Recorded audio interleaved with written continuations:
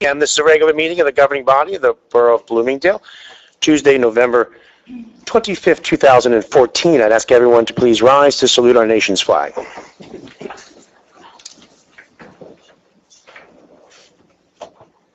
I pledge allegiance to the flag of the United States of America and to the republic for which it stands, one nation, under God, indivisible, with liberty and justice for all. Thank you.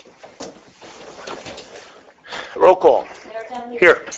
Here. Here. Here. Here. Here. Also with us are Municipal Clerk Jay McCarthy and our Borough Attorney Dawn Sullivan from Dorsey Samra Firm. This is an official meeting of the governing body of the Borough of Bloomingdale on January 4th, 2014. The date, time, and place of this official meeting was faxed and mailed to all local news media and posted here at the Bloomingdale Municipal Building. There's no need at this time for an early executive session. We have no non-agenda items, so I need a motion to open to early public comment. And before I ask for that motion, I was remiss in welcoming everybody and wishing everyone a very healthy and happy Thanksgiving to you and your families. With that said, do I have a motion to open public? So moved. Second. All in favor? Aye. Anyone wishing to speak to an agenda item, please come on up, state your name and address for the record. Yes, sir. I take it that the Pilgrim Pipeline, is that being... It's an agenda item, yes, sir. Very good, thank you. Good evening, and thank you for this opportunity to speak to you. My name is Jerome Wagner. I'm a resident of Wayne, residing at 32 Hillside Terrace. I practice environmental protection. Oh, I should ask also the time limit. Sorry. You're good. I'll tell you. So far, okay. All right. So I worked for 30 years in environmental protection as an engineer. I now work or extensively volunteer as an environmental advocate, being especially concerned about climate change. I'm active with a group called Coalition to Stop the Pilgrim Pipeline, and I'm going to address that project briefly this evening. I'll first acknowledge that the mayor, to my understanding, that the mayor, Councilman Della Ripa, and the Environmental Commission have already been involved in this issue, and I thank them and applaud them for that involvement and also getting this on the agenda so promptly. I'll just summarize a couple of facts that I know about the project, and I'll get into some local impacts. And again, I'll try to keep this brief. I have a written statement that I'll submit to the clerk along with some other materials as I conclude. So the Pilgrim Pipeline is proposed to be two pipelines of relatively large size, 16 inches and 18 inches, able to convey large amounts of Bakken crude from Albany down to the Linden area, and then returning, at least per the proposed plan, returning finished products such as gasoline from Linden back up to the Albany area, simply passing through this area.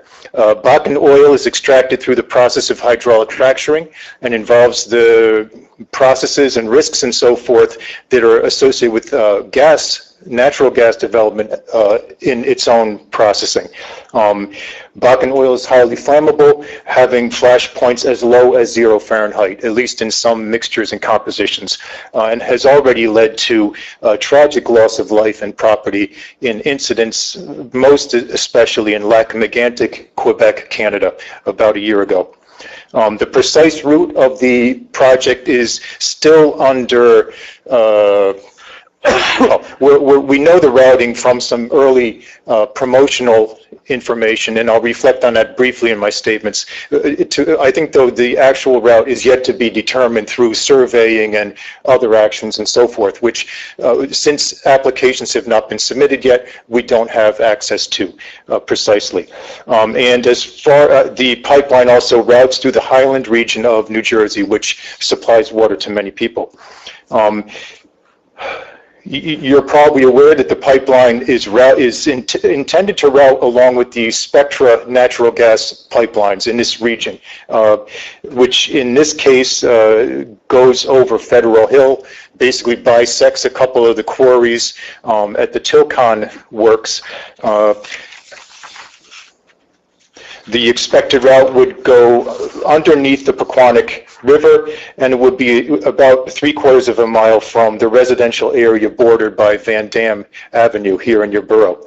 The pipelines, the Spectra pipelines, the old pipelines which are supposed to, well, which Pilgrim is hoping to use a similar right-of-way, are themselves over 50 years old. I would expect that in the areas here in the borough that blasting would be necessary in many of those areas in order to trench, build, afford the trenches for the pipes to be placed.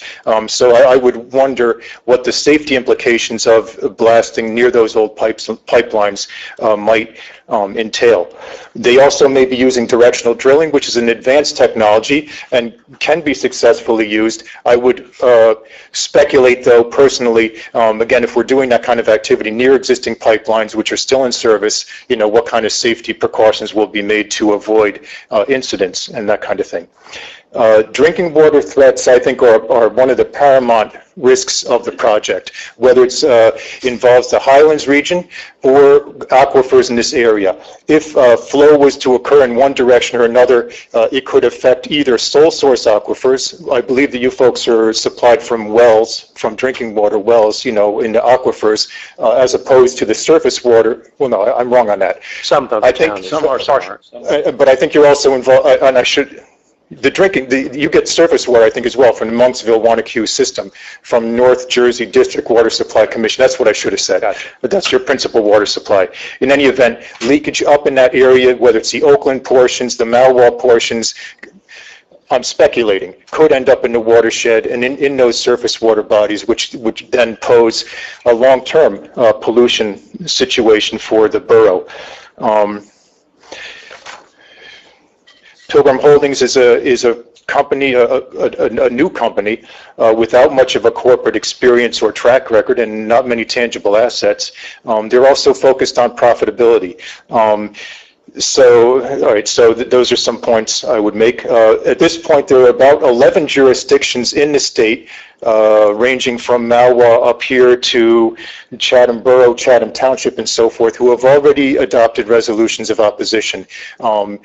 At this time, that's a major activity of the coalition that I'm a part of in order to educate, both educate, make aware, and try to bring public awareness, and bring our concerns forward. Again, I acknowledge the resolution that you already have in front of you, and I applaud that you have that and you're considering adopting it. I might have made a couple of suggestions, but I think whether it would be helpful to derail things, for those kind of changes now or not, might not be helpful. I will, though, in closing, just say that acting early, in some regards, people deem this to be it's one juncture where we can do this kind of opposition, and resolutions may have a certain weight. It may not be as weighty as some people would like.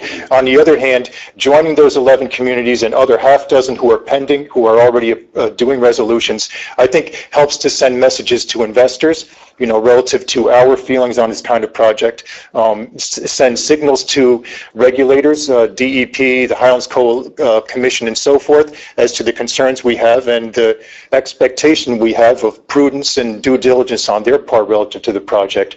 And it also just helps to build the groundswell that we have at this time to take a position on a project. So I'll conclude there. Thank you for your attention. Before you go, you're going to allude to what additional language, potentially? Yes. I would entertain that. Very good. Thank you. I think at this time the resolution states strong opposition to the project in principle. I think there's that one stipulation, and I don't have a copy of the draft in front of me. The other communities have included words like call for a moratorium on planning, proposals, and surveying. A moratorium. Now the point of that is that people, perhaps not, well, I would wonder whether Tilcon has already received such a letter, but I've seen at least one person in Pompton Lakes whose property is on the right-of-way that they would like to use. They have already submitted letters to them asking for entry to their property. I've also seen a letter from the Montville area where people were threatened with use of eminent domain simply to enter for testing and surveying purposes. So I've seen tangible evidence of that. It's also been reported in the record and other media. Talking about a moratorium for surveying, I think, is very relevant at this time. requesting a full environmental review. Again, I would hope that things stop sooner than this, but if they don't, I would hope that this would be deemed a significant enough project that it would be required that whether it's the regulatory agencies or the pipeline company itself, generate a thorough review of the project in all aspects, whether it's dealing with wildlife or water supplies or safety and responsiveness or whatever, and not be simplified down to some kind of environmental statement, but rather be a full environmental review. Another point would have been simply asking, encouraging other nearby communities to adopt similar resolutions. And lastly, including the New Jersey League of Municipalities in the final distribution. They're another entity here in the state that as we get all these various municipal resolutions together, we think would be helpful advocating for us, coordinating us and so forth as further actions arise to oppose the project. So those are the specific ones. And again, this is typed up in the comments that I'll leave with the clerk. Okay, the first one, moratorium, I'm sorry, on the first item you mentioned? Yes, moratorium on any and all. Now, the words I had here were planning, proposal, surveying, or construction. Now, I chose to focus on surveying in my comments. Specific to crude oil pipeline? Yes, to the Pilgrim pipeline, right.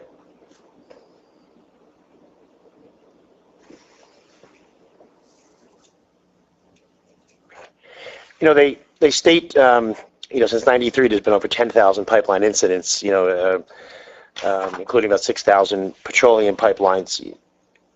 The big sale I know they were trying to push is that it's safer than bringing it down the Hudson River. Do you have any stats on, the damage caused by doing it through the Hudson versus the statistics I see that there are over 16,000 in the last 20-year pipeline breaks on land, over a billion gallons in spill. Do you have any numbers on their argument of it? That's still safer bringing it down the river. Okay, I'll also acknowledge that not only is it coming down the rivers, but also on trains through Bergen County and so forth. So there are several routes of approach into New Jersey, all of which have unique risks and pros and cons and so forth. So I'm not going to try to offer a one is better than the other type of overgeneralization. I have some other information, sort of some citations here. There's a report called The Analysis of U.S. Oil Spillage, which was produced by the American Petroleum Institute, which is an industry-funded or industry advocate, back in 2009. And there's a URL here. It has a table which shows relative number of I think it's volume. So it's gallons of releases from barges, rail, pipelines. So there is some very specific data there. Now, it does not try to quantify the remedial impacts or costs, but it does at least quantify, in a relative sense, the volumes of spillage. And even in that case, it was pipelines, inland pipelines, that was the most far and away, the highest volume. As far as other impacts, I'm not able to comment generally at this time. I haven't generated that information for myself. What do they consider an incident? That's a good question, and I don't. Probably any spill of any sort, I would imagine. Well, from my industrial, an incident could literally be. In our world, in fire department world, hazmat oil spills, that goes by gallons, spreadage, where we have a minimum of, say, 2 gallons. I'm sure and we can self-contain it, So there's probably, an incident for them is probably a lot larger than an incident for. My question, though, is what do they consider an actual incident? Do they consider someone getting injured an incident? Do they consider a spill an incident? Well, I think what we're referencing in our resolution is specific to spills. I would like to know that. Yeah. Because it isn't specific to this, but I am just curious. Could cause the spill.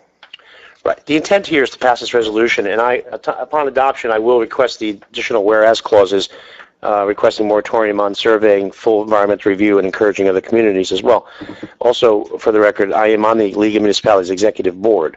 Next Wednesday, we have our annual business meeting, and I plan on presenting the resolution at that meeting as well. Thank you. Wonderful. All right. We're good. Thank you very much. Thank you very much. I'll leave these materials. Thank you. Anyone else to an agenda item? Well, that was easy. Seeing no one, motion to close. Second. All in favor? Aye. Okay, professional reports. Council, anything for us? Recreation had a meeting out, looking to entertain possibly fee for use of the ball fields next year for, I'll call it club teams or teams that aren't associated with the Bloomingdale Butler area. Sure. Yeah, I heard that was under discussion in something where the percentage of players must That's be. what they're kicking around. from Triborough or Bloomingdale. Flat fee, or they haven't come up with that. Good. Yet, No, I think we would support that. It's their call, but but I told them at some point then it'd have to go to we'd have to adopt the fee. correct. Or Amend our fee ordinance. amend our fee. Excellent. And they also have the next Saturday is the holiday event at 2 p.m. at Walter T. Bergen. Santa Claus arriving by helicopter.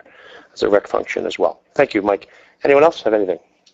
I did want to mention that a number of us went to the League of Municipalities convention. It was very worthwhile. I took some interesting classes, and if anybody has any interest in the classes that I took afterwards, I can discuss that at length. But Great. it was a good experience. Excellent experience. Anyone else? I just want to mention that at a previous, I guess the last Board of Ed meeting before last, they donated some sort of Cub Cadet mower device. Yes, mower. To the borough. I'm not sure if that's been received by the borough yet. It has. It had a steering column problem, which we're repairing, and we're able to use it primarily for the plowing of sidewalks. So it's going to be a great asset to the borough. So Yeah, I thanked them during the meeting, but we should do a formal thank you to the Board of Ed. So we'll prepare that for our next agenda. Jane. Great. Anyone else have anything? Jane, do you have anything for us? John, anything for us? Nothing Okay. there. Just a couple items. Our DEP infrastructure loan program project has begun. You'll see the action now by Oak Street and Union Avenue, where we are replacing 2-inch water mains with new 8-inch water mains on 5 roads in town. And that was applied through a zero-interest loan through the DEP. And I'm glad to see that project is underway, though the paving, there'll be full curb-to-curb paving, but not until the spring. So it's a good start. We are in the process of building a recycling center at DPW. We are obtaining pricing. We may have lost our frame on concrete work, so it may be in early spring, but there's a possibility we could still get it done. And it'll be a center where it'll be open for residents to bring. Right now, you can just bring paper on weekends. The plan is to allow residents to bring commingled paper, white metals, etc., 6 days a week to the borough. Well, details to follow once we have it all set and ready to go. So that's just another added service for our residents. We remind residents it's leaf season, and it's imperative that leaves are not put curb line. They just clog the storm drains and create a nightmare when we get the snows and the rain. So we did a reverse 911, and most people comply, but we will have a zero tolerance with that issue because it's real important to keep our roads clean along those lines. We've started the budget process for 2015. I've received most of our department heads' requests. We hope to get the budget committee together and finalize a budget hopefully by February, and be in good shape for 15 as well. Again, that's really all I have at this time. Speaking, Yes, sir? I thought I remembered hearing at the conference that the budgets in general were being delayed somewhat because they still didn't have an idea of when the governor would be presenting his budget. And that, of course, Which would pertain to our state aid numbers. Yeah, right. Right. The state wants us to adopt by April. Normally we introduce by April and try to adopt by May. They are kind of flexible with their, the firm dates, but, our goal is to adopt this as soon as I we just can. wanted to point out for the council that the dates may be a little different this year, depending upon what happens. Right. But our goal, again, is to, get it done. I don't like operating on a temporary budget any longer than we have to. And at our reorg, just so everyone knows, this is a slight change. We usually have a reorganization on New Year's Day, and we're going to have it on the Tuesday after New Year's Day, which is January 6th. So that'll be the swearing in of our returning councilman-elect Ray Yazdi and John D'Amato and myself will be on Tuesday the 6th rather than New Year's, and I know I made a lot of people happy by doing that. So that'll be good. All right. So moving along, I need a motion to approve the consent agenda, which only consists of minutes from our October 21st and November 10th meetings. Who makes that motion? So moved. Any discussion? All in favor? Aye. Aye. Thank you. Pending business. The first item is the second and final reading on ordinance 17, 2014 credit card fees. I need a public notice statement, please. Yes, Mr. Mayor, this ordinance was posted in the municipal building, published in the Herald News. Copies available to the public, so the motion may be made that it be read by title. And who makes that motion? So moved. Second. All in favor? Aye. That's an ordinance of the Borough of Bloomingdale in the County of Passaic and State of New Jersey, amending Chapter 2, Administration, Article 8, Policies and Procedures of the Code of the Borough of Bloomingdale by adding Section 2-84, credit card fees, to reflect a transaction fee for any payments made by credit card. And simply what we're doing here before I ask for motion for public hearing is anytime we charge fees, we have to amend our fee ordinance. And we have been charging credit card fees, and we recently are signing on with a new vendor, the third-party vendor, for our Visa, MasterCard, et cetera. And as the fee ordinance will say, Borough of Bloomingdale, again, can charge a fee for taxes, sewer, water payments, et cetera, not to exceed 2.0785% of the total amount of payment. Again, you know, we do a flat fee on recreation of $5 in our fee ordinance, but this is just amending based on our new terms with our new credit card vendor. So with that said, I need a motion to open public hearing. Second. All in favor? Aye. Anyone wishing to speak on 17-214 credit card fees, please come on up. State your name and address for the record. Seeing no one, motion to close. So moved. Second. All in favor? Aye. Did you need a roll call on that? Sorry. Okay, we're good. And now I need a motion to adopt. So moved. Second. Any discussion? Roll call, please. Councilmembers Costa, Yes. D'Amato. Yes. Della Ripa. Yes. Hudson. Yes. Sondemire. Yes. Yazdi. Yes. Okay, moving along. Second and final reading for ordinance 18, 2014, carbon monoxide regulation.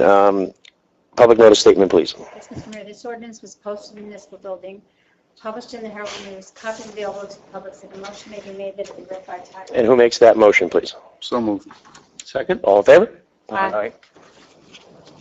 An ordinance amending Chapter 14, adding Section 14-5, carbon monoxide.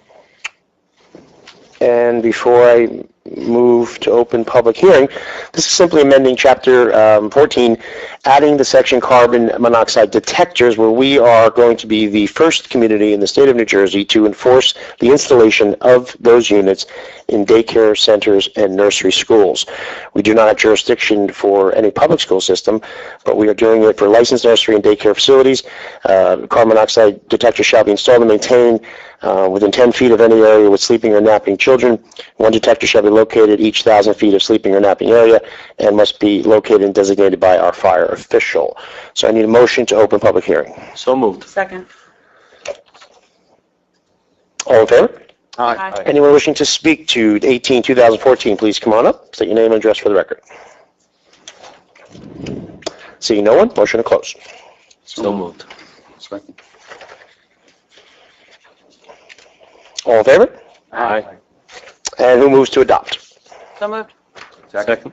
Any discussion? Roll call, please. Councilmembers D'Amato. Yes. Della Ripa. Yes. Hudson. Yes. Sondemire. Yes. Yazdi. Yes. Costa. Yes. Okay, now we are second final reading on ordinance 19, 2014, vacant and abandoned property amendment. Public notice statement, please. Mr. Mayor, this ordinance was posted in the municipal building, published in the Herald News, copies available to the public, so the motion may be made that it be read by title. And who makes that motion? So moved. Second. All in favor? Aye. An ordinance of the Borough of Bloomingdale in the County of Passaic and State of New Jersey, amending Chapter 11, Building and Housing, Section 11-8, vacant and abandoned property, Section 11-8.4, fee schedule of the Code of the Borough of Bloomingdale. Okay, thank you. And before I motion to open public hearing, this is simply, we adopted a vacant abandoned building ordinance this year? Last year? Beginning of this year. and it does have fees. And the efforts of this ordinance was to bring some accountability to the vacancies and abandoned buildings we have through a registration process. And this will hopefully result in mortgage companies, who are primarily the owners of these properties, to the obvious of continuing to maintain them, but hopefully give an initiative to try to move them and get them occupied. And being that there's fees in this ordinance, we are simply amending it, listing the fee schedule, which is a $250 initial registration, a $500 first year renewal, $1,000 up to the next 5 years, and then $5,000 after that. So we do hope that it is an initiative for absentee landlords and/or mortgagees in many cases to bring some accountability to the process. And we've begun the registration process. It's been successful.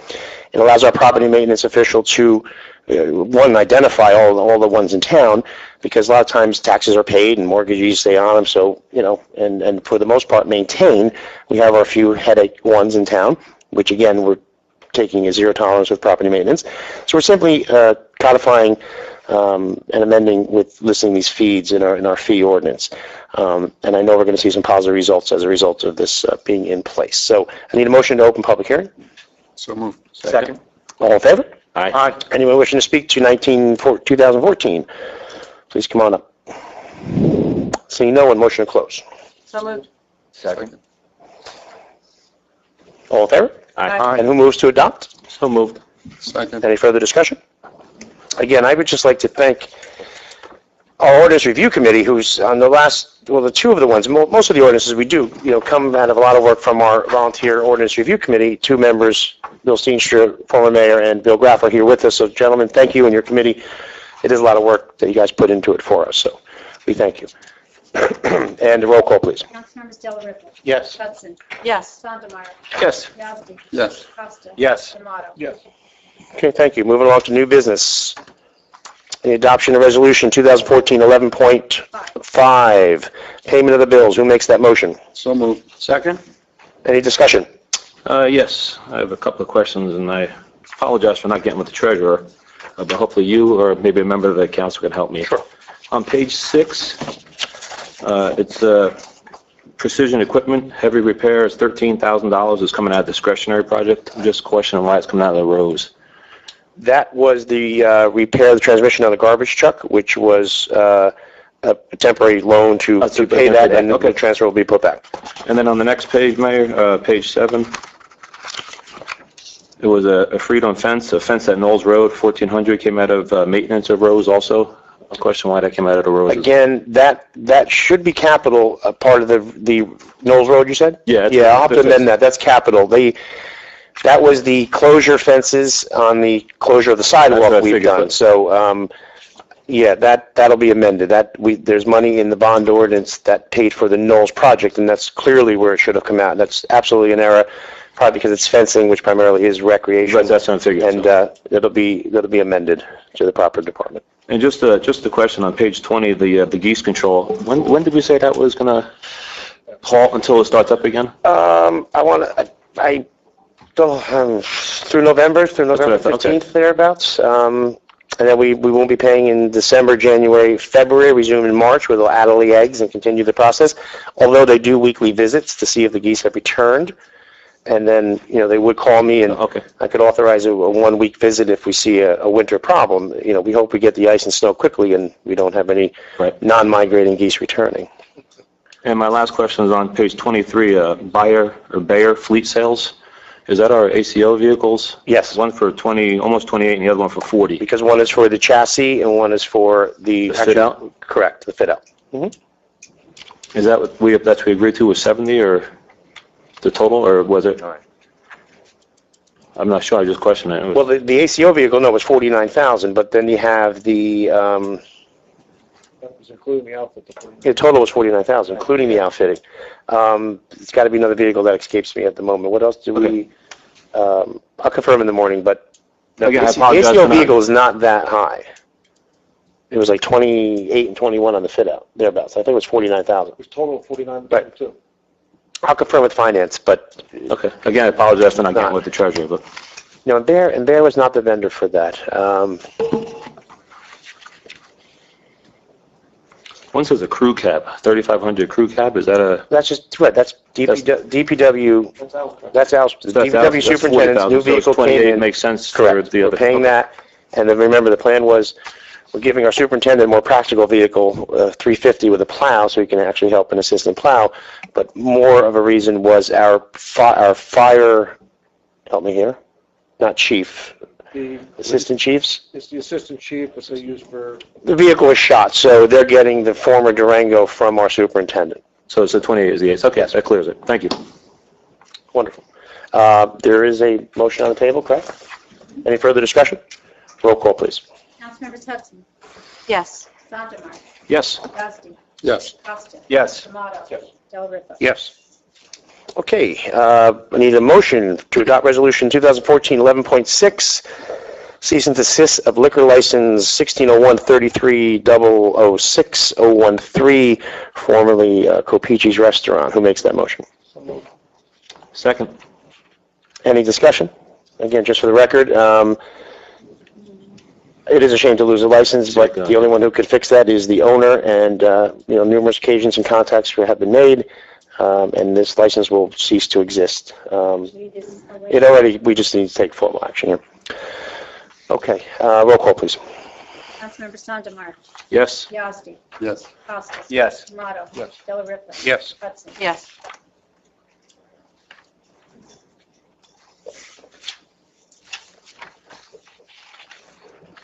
Okay, I need a motion for Resolution 1411.7, authorizing permanent status for DPW employee Mike Grassi.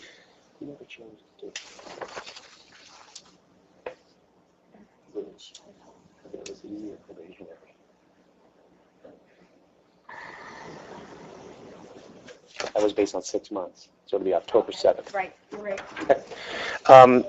Need a motion, discussion. Who makes that motion? So moved. Second. Any discussion? Other than raving reviews on this employee who was hired October of 13, 1-year probationary period. We're making him permanent status. Raving reviews from superintendent and myself personally from knowing and dealing on a day-to-day basis. An incredible asset with that hire. So roll call, please. Second. Councilmembers Yasti, Yes. Costa. Yes. Tomato. Yes. Del Rippe. Yes. Hudson. Yes. Sondemire. Yes. Okay, thank you. And now I need introduction of ordinance 2014, our salary ordinance. Who makes that motion to introduce? So moved. Second.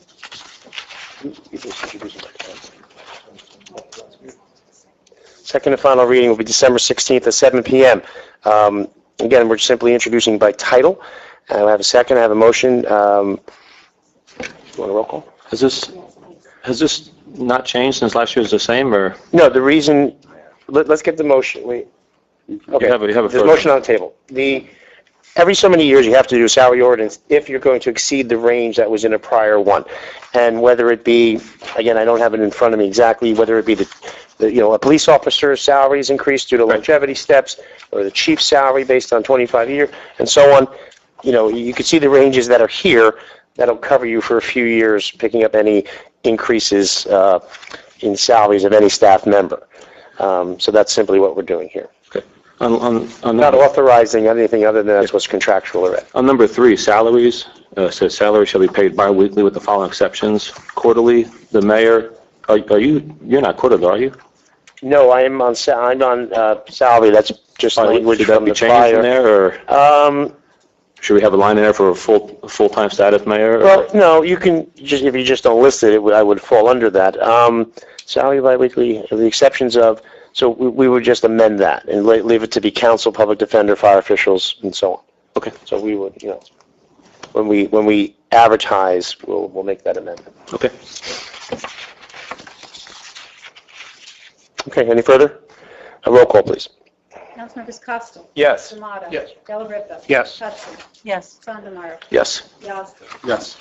That would be an ordinance establishing a minimum and a maximum range of salary and compensation for categories and titles of officers, non-contractual employees, and contractual employees of the Borough of Bloomingdale. Okay, second and final, again, December 16th, 7 p.m. Thank you, Jane. Next item, I need a motion to adopt resolution 2014-11.8, adopting our 2015 governing body schedule. Our meetings as will be posted. Who makes that motion? So moved. Second? Okay, any discussion? I'm sorry if your birthday falls on any of those days. Roll call, please. Actually, all in favor? Okay. All in favor? Aye. Yes. Aye. Okay. Item F, discussion in regards to flood mapping, just to bring everyone up to speed. I think it was in June. We had a meeting with about 70 residents from the Oakwood Lake area after a very wise resident brought to my attention a error in the flood mapping of the area. And after a lot of research with our hydrologist, Nick Agnoli, we called this public meeting to educate the residents on what this was all about. Long story short, the data appears to be clearly incorrect and as a result causing these homes to be in a flood zone. FEMA and the DEP have acknowledged and agree that this is the case. And initially, the FEMA had no intention of remapping this section of flood maps. So at the time, the DEP committed to the borough. They said, well, we'll do it. We'll do it. And that's what we represented to the residents at that time. Well, since that time, and after we've done a lot of research, we authorized Nick Agnoli, it was less than a $4,000 contract to do the legwork. The DEP has returned and said, well, it's too complicated for them. They won't do it. And the FEMA remains to say they have no intention of doing it. So I'm going to propose to the governing body that we, in 2015, we move forward on our own and get this done. The cost would be approximately $30,000 to have us do a letter of map revision. If we relied on each homeowner, they would spend $2,000 to $4,000 a piece to do the same thing, where we can do 70 homes for about $30,000. We could talk about it being an assessment project if the council chooses to go that route in the new year. I personally feel the borough should make the change because it's forever and would save hundreds and thousands of dollars in premium for our residents. Combined with that, I also want to apply at the same time for a community rating system. That is a system we want to become in FEMA's eyes, which simply means those homes that require to have flood insurance forevermore would get 10 to 20% discounts on flood because we simply become a Class 6 community rated system. And that would be in that same proposal. So just to bring you up to speed, DEP has no intention, FEMA has no intention. We know it's wrong. We're going to make the commitment next year and fix it. And as far as an assessment, it would be minimal, $400 or $500 per household over a number of years. And we could discuss that. I don't think the homeowners would have issue with it, but I think it's something the borough may want to consider just doing ourselves, and those discussions can continue. I will be sending a letter right after the holiday to the 70 homeowners because I get numerous calls weekly about the update. When everyone gets the renewal, they want to know the status, and it's not always good news. Until now, I'm going to tell them we're going to do it on our own next year, and a letter will be going out to those residents next week. So just bringing you up to speed. We go through all that, spend the money, get it done. Who recognizes that it's official? Well, FEMA eventually, right. FEMA, Eventually, they just have no intention of doing it themselves. so if we do it, they'll recognize what we do. Absolutely. It's called a letter. One house can go do it tomorrow, a letter of map revision themselves, but it's a lot to change an entire zone would be costly for each homeowner. And we'll be successful. They've admitted. I have documentation from the DEP admitting the data is incorrect. They actually have the Glenwell Lake draining into Oakwood, which just doesn't happen. That's just one error, but there's many. So again, we need to do it. We need to take care of these homes, and it'll be positive for the borough. So just an update for everybody. Moving right along, I need a motion to accept the resignation from Mike Wilson from the Bloomingdale Environmental Commission. It was a 3-year expiring term at the end of this year, so we will do an appointment at reorg. And who makes that motion? So moved. Second? I'm sorry, Resolution 11.9. Any discussion other than thanks Mike for his time and service? And all in favor? Aye. Okay.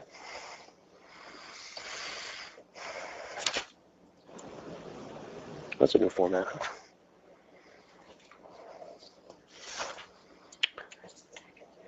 Excuse me?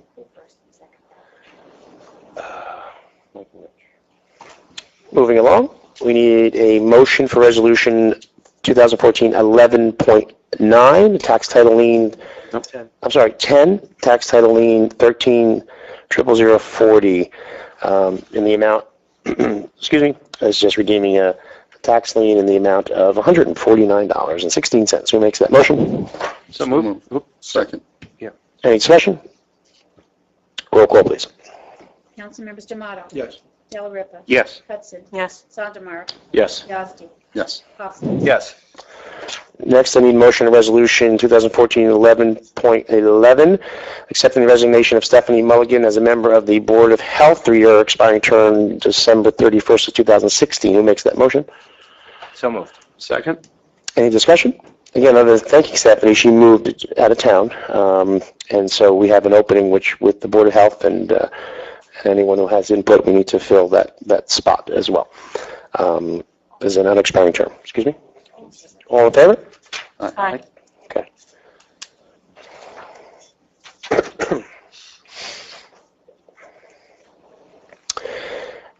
I need a motion for resolution 2014-11.12, supporting Passaic Valley Water Commission stay on its LT2 administrative consent order. In layman's terms, as you know, they have been fighting the fight on trying to prevent the tanking of that reservoir in West Patterson. And, excuse me, the Passaic Valley Commission have determined as a state, as stated in their approval, that the cost engineering and cultural impacts of the project promise to impose major burdens on individuals, commercial entities, and Passaic Valley Water Commission, and approximately their 800,000 customers, who we will formally soon to be one. But it is cost prohibitive, where we have done resolutions opposing it, and we're just reiterating it and doing just what the DEP did, a stay on it through until 2016 or completion of EPA review of the LT2 regulation. So it bought time, and we're just supporting that stay on behalf of Passaic Valley and its customers. And I'm sorry, did I have a motion on that? Who makes that motion? So moved. Second. Is there any further discussion? All in favor? Aye. And our final new business item is adoption of resolution 2014-11.13, opposing the excuse me, Pilgrim pipeline. What I would like to do is first ask for a motion. So moved. Second? Okay, and discussion, as we heard from the gentleman earlier, and as you've seen it all in the news, and you've all been copied on the resolution. I'm just going to ask Jane to make the following amendments. We're simply opposing the Pilgrim Pipeline to carry fracking, vacant shale water from Albany, New York to Linden, New Jersey, through the Highlands region of Passaic County, Wanakee, Bloomingdale, Pompton Lakes, and run through the preserved pristine forest of Ramapo Mountains due to concerns not only over the explosive nature of the oil, but more importantly, and potentially degrading of New Jersey drinking water. And I'm not going to read it verbatim, but I will add the language.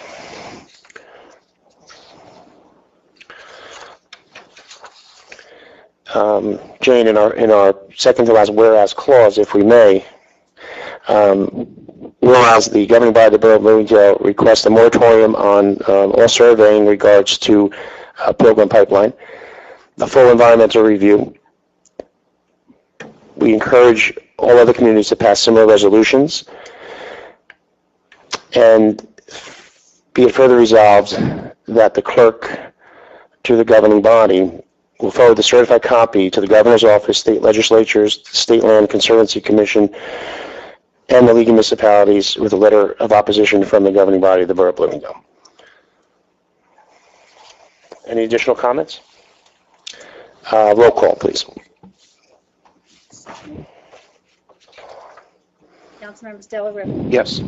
Hudson. Yes. Sondemire. Yes. Yazdi. Yes. Costa. Yes. D'Amato. Yes. Okay, thank you. Need a motion for late public comment. So moved. Second? Anyone wishing to speak, please come up, state your name and address for the record.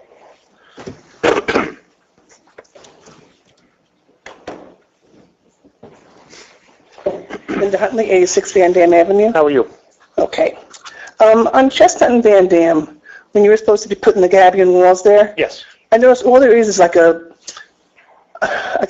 plate, a slab, I guess, of concrete. against the wall. No, there's Gabion is the cage stone. Right. These are, there's a bunch of names for them. There's an inappropriate name for them. They're the large block that was used to rebuild the culvert. So I'm not sure. It just looked, when I was walking on the street, I noticed it just looked like slabs of concrete. No, they are 4 foot by 4 foot Stackable block. stackable block. And there's a really professional name for them. And then there's one that's nicknamed, no, they call it Mafia Block. That's what they call it, but I don't want to say that on the public record. You just did. A good thing I didn't. But it's 4 by 4 to do what it's supposed to do. It serves that purpose. And we've used them on Knowles Road culvert. We used them on Knowles Road failing sidewalk. And we used them on Boston and Union, that culvert as well. Same stone. Well, I thought it looked terrible when I walked past it on Chestnut. So I don't know. I'll look a little closer because it looks I pretty did. nice. I looked Actually. pretty close. Okay. Well, again, I'd be glad to look at it with you. But did you see the culvert on Boston going? No, I didn't go there. Look at that. It's the same thing. So I'm not sure what you're seeing. So. And I also have another issue I want to address, Sure. which was relates to a letter that was written by you, Councilman D'Amato and Councilman Yazdi in the paper that addressed some misrepresentations. And what I want to address is some misrepresentations that were made about me in your flyers. First, it stated that, well, about me and other items. The first one is that you stated that half of Federal Hill has been court-ordered for the development of 360 units. That's not true. Only 32 acres of the total 178.32 acres that is owned by the Meir family is for housing. Just 32 acres.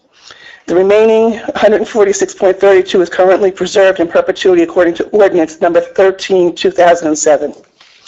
Already preserved of Federal Hill is Higgins Paragallo, which is 34.7 acres, and the Bi-Coastal, which is 69.93 acres. Chilcon only owns 164.55 acres. So the majority of it is not owned by Chilcon presently. The second one that you stated in the flyer that I am the Republican spokesperson. I am the spokesperson for myself, and that is it. I am not the spokesperson for the Republican Party, and I'd like you to speak of me as me, not anybody else, if you even have any reason to put me in a flyer, which I see no reason for that.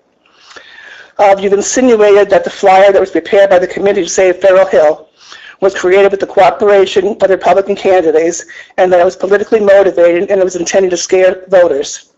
The flyer was not created with any input from the Bloomingdale Republican candidates or the Bloomingdale Republican Party, and it was not intended to scare voters, but to inform them. Third, you questioned why the delay in putting out the flyer. I believe I answered that myself in a letter to the editors, that I believe the voters had a right to know this, and that's why it was put out there, and they have a right to know what the elected representatives are going to do when this issue comes before them. In another flyer, you addressed what you called an appeal.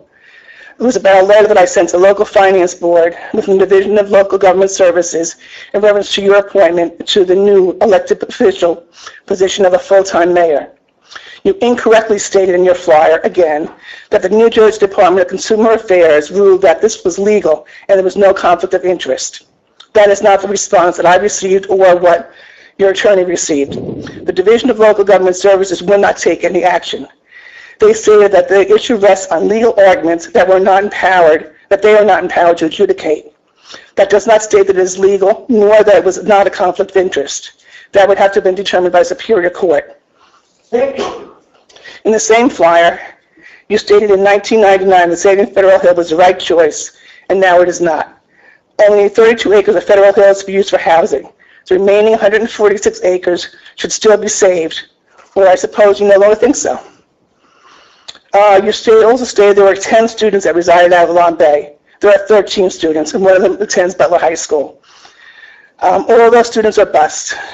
There's additional costs that are incurred by the Board of Ed, namely the high school student and the busing.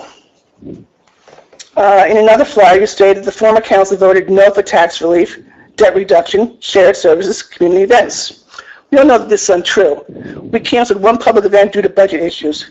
You canceled a supposed public event because you wanted to and never even addressed it. You also stated that the former council voted yes to high-priced political appointed attorneys to borrow money, et cetera, et cetera, et cetera. Well, your misrepresentations are chronic. Your desire to destroy our reputations rampant, and you even have been sued for your lies. Yet you have the audacity to state in a public letter that the Republican flyers misrepresented you. I suggest that you take a good look at yourselves before the next election and try to do what is best for the borough of Bloomingdale. Thank you. Thank you. Anyone else wishing to speak? I see no one. Motion to close? So moved. Second. All in favor? Aye. We have one item for executive session. There will be no action taken after that item. Governing body schedule is December 16th, our final meeting of the year, 7 p.m. At this time, need a motion to go into executive. So moved. Second. All in favor? Aye. Thank you, and happy Thanksgiving, everybody.